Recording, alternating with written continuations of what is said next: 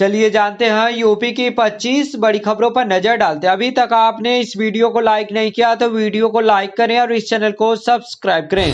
CM योगी ने UP के doctors और स्वास्थ्य कर्मियों के लिए बनवाया नया नियम, अब ऐसे लगानी होगी हाजिरी। उत्तर प्रदेश में अब सरकारी अस्पतालों में काम करने वाले डॉक्टरों और स्वास्थ्य कर्मियों की मनमर्जी नहीं चलेगी। स्वास्थ्य विभाग ने अब प्रदेश के सभी सरकारी अस्पतालों में बायोमेट्रिक हाजिरी को अनिवार्य कर दिया है। इसके तहत जिला और महिला चिकित्सालय, सीएचसी, पीएचसी सभी में अब बायोमेट्रिक उपस्थिति जरूरी होगी। नए नियम के तहत अब बायोमेट्रिक उपस्थिति के बिना किसी भी अधिकारी या कर्मचारी की सैलरी का भुगतान नहीं किया जाएगा।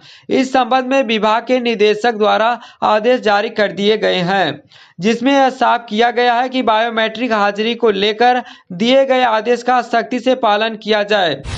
यूपी रोडवेज में सिलेक्शन से खिले इन महिलाओं के चेहरे, एक हफ्ते की ट्रेनिंग।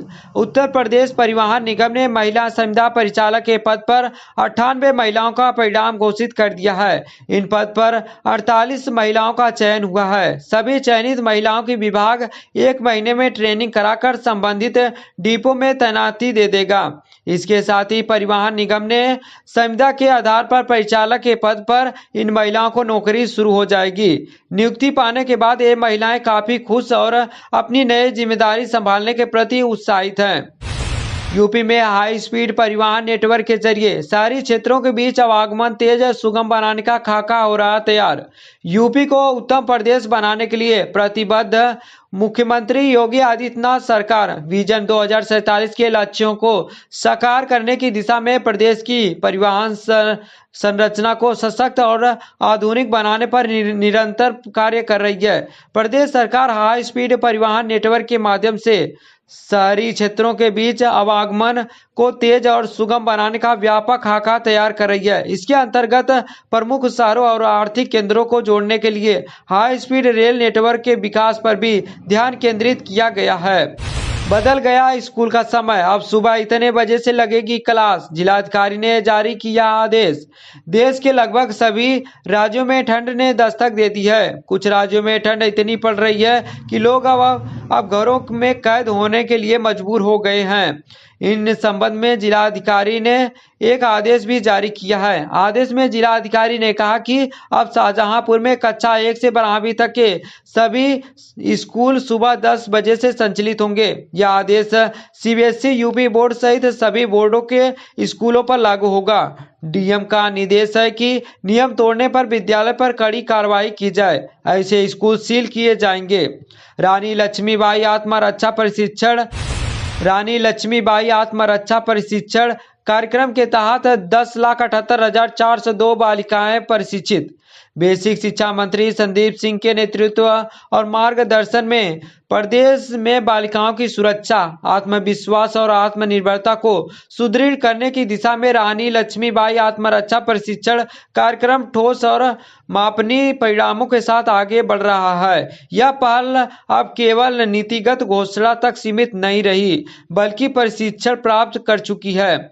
10,78,402 बालिकाओं के जीवन में स्पष्ट रूप से दिखाई देने वाला सकारात्मक परिवर्तन बन चुकी है। उत्तर प्रदेश में होमगार्ड भर्ती के लिए आवेदन की अंतिम तिथि नजदीक।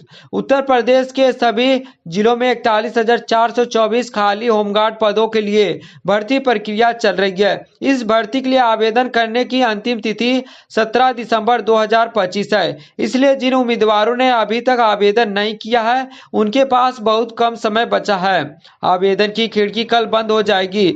यह भर्ती उत्तर प्रदेश पुलिस भर्ती और पदोन्नति बोर्ड द्वारा की जा रही है। इच्छुक उम्मीदवार वेबसाइट पर जाकर ऑनलाइन आवेदन कर सकते हैं। विभाग ने स्पष्ट रूप से कहा है कि अंतिम तिथि के बाद कोई भी आवेदन स्वीकार नहीं किया जाएगा। सिर्फ 11 दिन शेष, 18% मतदाताओं के लिए बीएलओ का डोर टू डोर अभियान। 26 दिसंबर से पहले जमा करें SIR फॉर्म। अब यह कार्य 26 दिसंबर तक पूर्ण होना है। जनपद में कुल मतदाता करीब 17.5 लाख हैं। अभी इनमें बीएलओ के पास तकरीबन 80 से 82% ही मतदाता अपने एसआईआर फॉर्म भरकर जमा कर सके हैं, जबकि शेष 18% फॉर्म वापस आना शेष है। जिन मतदाताओं के फॉर्म आना रह गए हैं, उनकी सूची बीएलओ द्वारा बूथ स्थलों के बाहर चस्पा करने के साथ अब उनके घरों पर भी संपर्क किया जा रहा है। निर्वाचन आयोग के द्वारा पहले 4 दिसंबर से बढ़ाकर 11 दिसंबर, इसके बाद एसआईआर फॉर्म जमा करने की अंतिम तिथि करीब 11 दिन शेष बचे हैं, लेकिन अभी तक बीएलओ ऐप पर लगभग 80-82% फॉर्म जमा हो पाए हैं, जबकि जनपद में कुल मतदाता 17.5 लाख से अधिक हैं। इनमें अभी तक 3.5 लाख एसआईआर फॉर्म बचे हुए हैं। वहीं जिन मतदाताओं ने पूर्व में अपना 2003 की डिटेल का विवरण नहीं भरा था, उनका विवरण भी भरने का प्रयास किया जा रहा है। इंटर कॉलेज एवं परिषदीय विद्यालयों में फूलों की पौधे लगवाएं।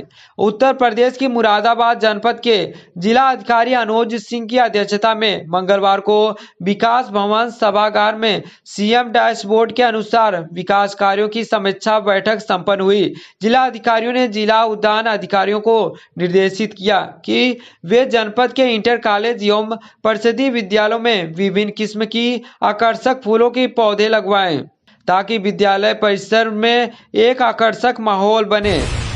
उत्तर प्रदेश के विभिन्न जिलों में आंगनवाड़ी के 16,000 से ज्यादा पदों के लिए भर्ती प्रक्रिया शुरू हो चुकी है। इच्छुक और योग्य उम्मीदवार अब अधिकारी वेबसाइट पर जाकर ऑनलाइन आवेदन कर सकते हैं। यह अवसर ब्राह्मणी पास महिलाओं के लिए सरकारी नौकरी पाने का एक सुनहरा मौका है। यूपी आंगनवाड़ी के तहत लगभग 24 जिलों में आंगनवाड़ी वर्कर और हेल्पर के पदों पर भर्ती की जा रही है। हालांकि कुछ जिलों में आवेदन प्रक्रिया समाप्त हो चुकी है, जबकि अन्य जिलों में आवेदन की अवधि अभी भी खुली है।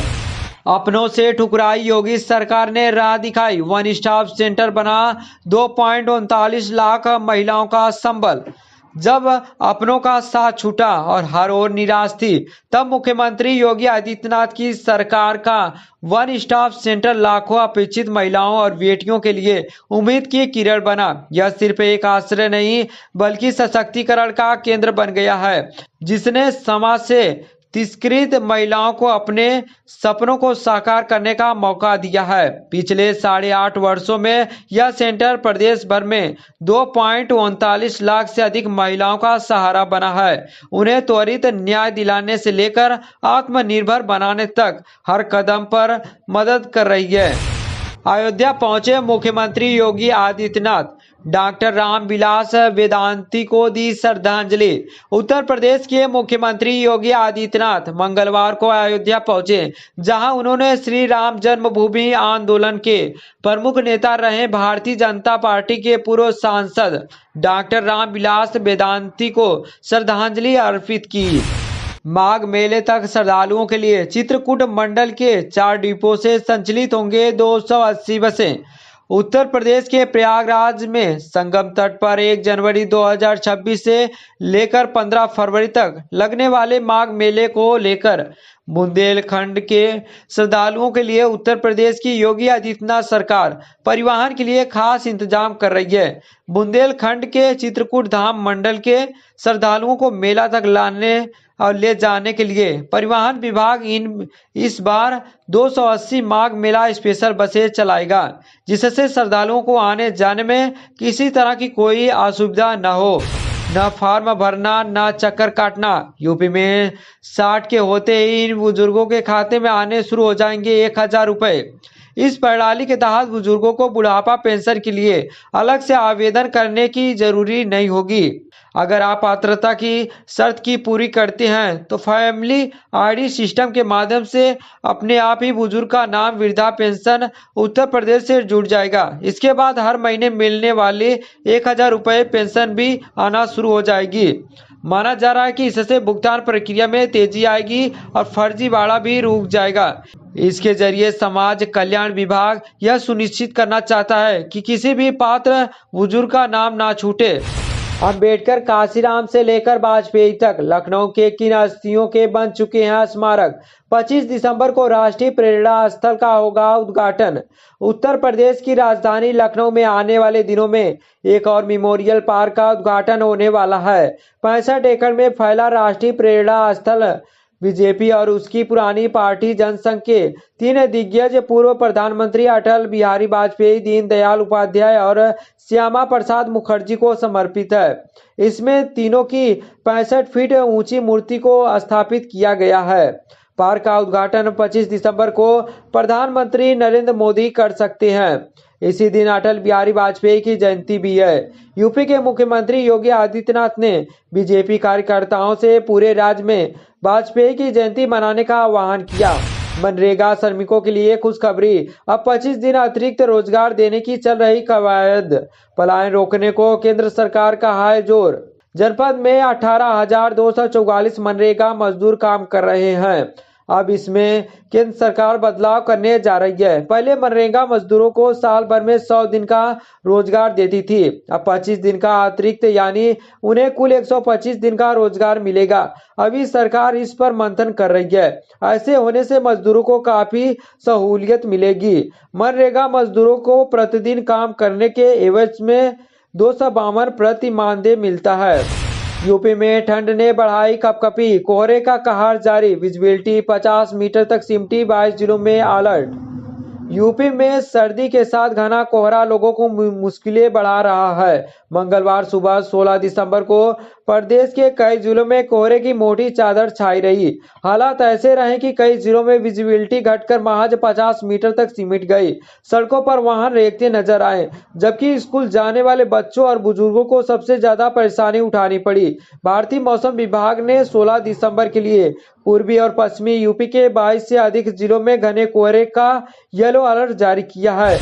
यूपी में अमंगल रहा मंगल का दिन, सड़क हादसे में 31 की मौत। कोहरे और तेज रफ्तार के चलते प्रदेश के कई जिलों में मार्ग दुर्घटना हुई। सोमवार की देर रात और मंगलवार को हुई इन दुर्घटनाओं में 31 लोगों की मौत हुई, लगभग 100 लोग घायल हुए। इनमें सबसे भीषण हादसा में मथुरा जिले में एक्सप्रेसवे पर हुआ, जहां वाहनों के आपस में टकराने के बाद आग लगने से 13 लोग जिंदा जल गए। मुख्यमंत्री योगी आदित्यनाथ ने दुर्घटना में जनहानि पर अपनी शोक संवेदना व्यक्त की और कई घटनाओं में मुआवजा का भी ऐलान किया। साथ ही उन्होंने घायलों के बेहतर इलाज के लिए अधिकारियों को निर्देशित भी किया है।